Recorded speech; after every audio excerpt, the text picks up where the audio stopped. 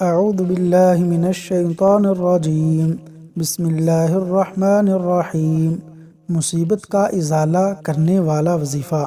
ام المؤمنین حضرت ام سلمہ رضی اللہ عنہا فرماتی ہیں کہ میں نے رسول اللہ صلی اللہ علیہ وسلم کو یہ کہتے ہوئے سنا، کسی کو جب بھی کوئی مصیبت پہنچے تو یہ دعا پڑھے، اِنَّا لِلَّهِ وَإِنَّا إِلَيْهِ رَاجِعُونَ، اللہم اجرنی فی مصیبتی، اللہم اجرنی فی مصیبتی واخلف لی خیرا منہا۔